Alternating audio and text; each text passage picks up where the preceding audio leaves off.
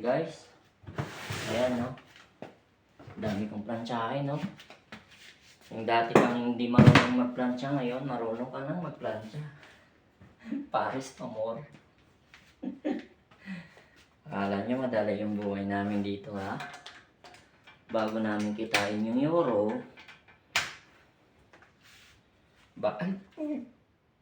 joke. Wala pa, umpisa lang eh.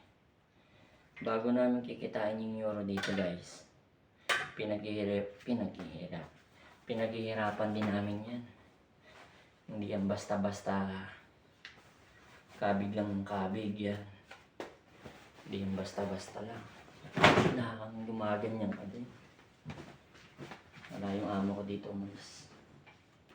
Pinagkakatiwala nila sa akin yung bahay nila. Kasi tiwala na sila sa akin. Bira lang yung mga amo ganyan. Pag pinagkakatiwalaan ka, hawak mo yung susi. Maglinis ka nang wala sa tiwala yun.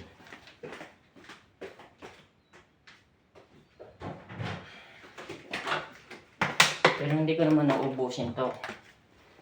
Mga guys, hindi ko naman siya uubusin. Kaya, depende lang kung anong ma-plantsa ko kasi pag time ko na kasi sabi ko may ano pa ako eh. May next na sabi niya kung ano yung oras lang na tama. Pero hindi naman to lagi nagpa-plantsa dito. Inaano ko lang sila. Kumbaga, pakisama. Pinibilisan ko na lang yung trabaho ko. Mas mabilis. Hindi ko na ipakita sa inyo kasi hindi naman talaga ako marunong magplantsa eh. Dito lang ako nagpa-plantsa. Naplantsa ko lang to kasi siya yung may-ari ng aking pinapasukan na mga apartment, Airbnb. Simplehan ko lang po. Hindi ko na masyadong i-iron. Pero wag naman masyadong pangit. Kasi ano pa to eh, yung amo ko to eh. May kailangan magandang ang tiyan niya, diba? Tapos ayun, gandang tiyan to. Ano lang, tamang plancha lang. Kasi may ano pa ako, may time. Binilisan ko na, up and down to. Up and down. 3 kwarto, 2 banyo, 1 kitchen. Ano lang, tiyaga lang dito sa Paris. Kaya kayong mga nandyan sa Pilipinas, kaya hindi ibig sabihin na nandito kami sa Paris mga guys. Kaya wala rin kaming mga pinagdadaanan na mga ganitong paghihirap bago namin kitain yung euro. Kaya kahalagahan nyo rin yung mga bawat sandali na bawa ay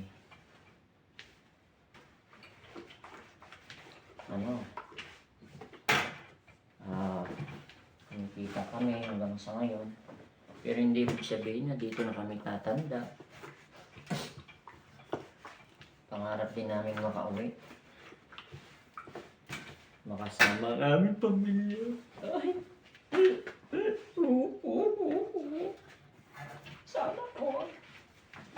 Ano lang, sinisimplehan ko lang siya. Ma-plancha lang ng kaunti. Masaya na yun si amo. Basic lang. Tamang plancha lang ba? Less na plancha, di ba? Isa naman magsuot sila na hindi planchado. Pangit naman. Pangit naman yun. Ito yung mahirap yung ano eh. Hindi talaga marunong magplancha. Pero natututo na lang talaga. Sabi nga nila, Lahat ng bagay matututunan mo pag ginusto mo. Kaya sabi pa ng iba, kung talagang mahal mo siya, ay hahayaan mo. Hahayaan mo na maalam. Tapos dumating amo ko na. Hahayaan mo na minsan.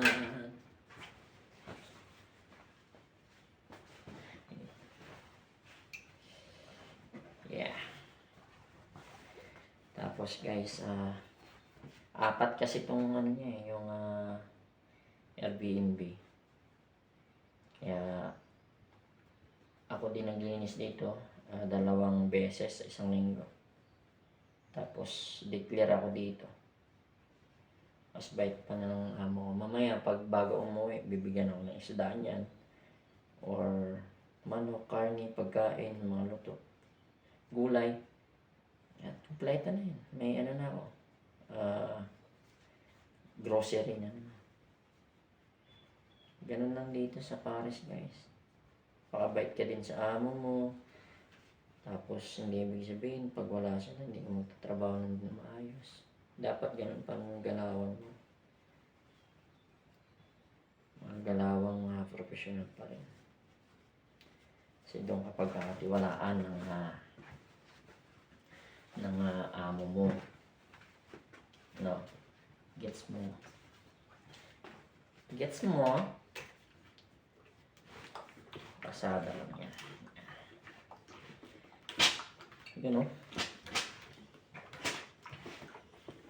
Yaminin ako kay bathala. Sana'y hindi ka na luluha pa. Sana lang ingatan mo siya. Pag marami akong time dito, ay wala akong kasunod na trabaho. Nagtatambay ako dito kay madam. Kainan kami. Ayan, kakainan. Alam niya. Dito ka na kumain. August. Ito yung asawa niya, yung mag-asawa sila dito. Minsan, kaso wala yung amo kong lalaki. Ayan.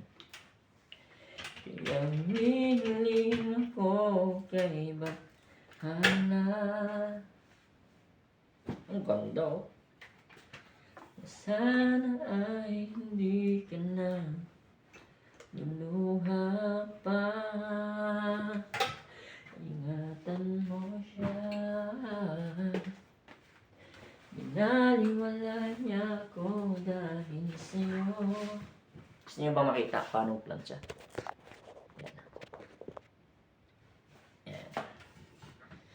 Nawala ng saysay ang mabuhay. Oh, ingatan mo siya. Binaliwala niya ako dahil sa'yo. Inuuna ko yung sa leeg. Kasi mahirap to eh. Ito yan lang mapantay mo. Tsaka itong unahan. Okay na yan. Mga basic lang. Gusto mong lagyan ng hangin, tatunogin mo. Ipitin mo siya ng maayos, pantay na. Kasi maglilinis pa ako dun sa isang may bago ka sa akin, 2. Kasi pagka okay ang trabaho mo dito, hahanap-hanapin ka ng mga amo. I-recommenda kanila kasi alam nila na hindi sila mapapahiya sa i-recommenda nila. Ganun ang labanan dito sa Paris na yung mga galawa, yung patibayan ng ano, pakipag-usap, respeto, yan. Pag nakita nilang ganun ka lang pag-usap, hindi lang pera yung ano mo, hindi lang pera yung habol mo sa kanila, kundi tulungan mo din sila sa gawaing bahay kasi yan ang gusto nila.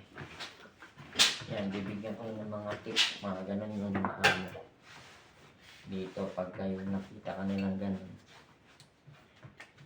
Lalo't kung bago ka pa, dapat maging humble pa mo na pag di pumayag sa gusto mo na ganung bayad,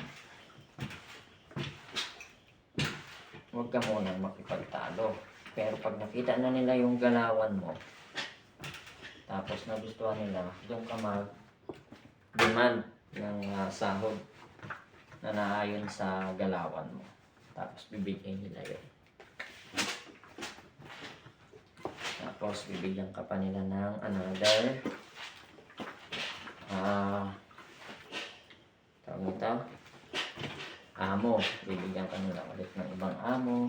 Oy, si Master August. Matindi yun. Hindi rekomenda ka na. Malupit yun. Magaling pang magplansa. Guwapo pa nun. Yun lang wala. Chok-chok lang. Kinig lang kayo. Tapos, follow nyo ako mga guys kasi tapos subscribe nyo sa YouTube. Sa YouTube ko nga pala ito i-upload para may idea kayo. Tapos pag kayo mga nandito sa Pares, sabihan nyo ako yung mga pumunta dito. Tapos pag may mga bakante akong trabaho na hindi ko mapuntahan, papupuntahan ko sa inyo guys. Walang problema. Basta subscribe nyo lang ako sa YouTube channel ko.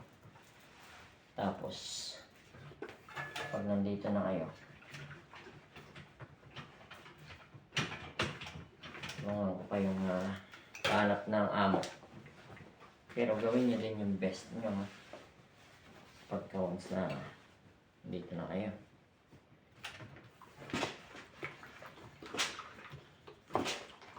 Okay?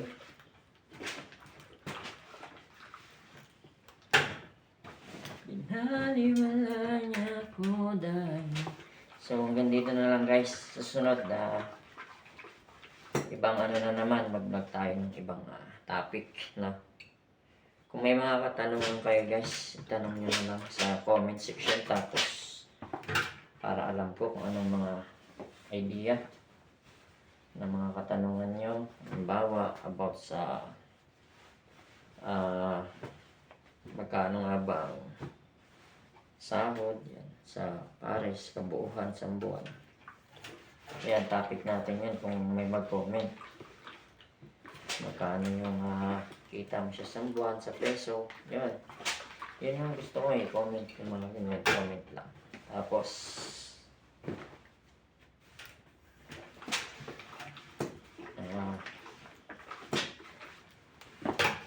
anong oras na ba? So, comment nyo na lang guys kasi papasok na ako din sa kabila. Plansa lang ako, mga 3 pa. Bye!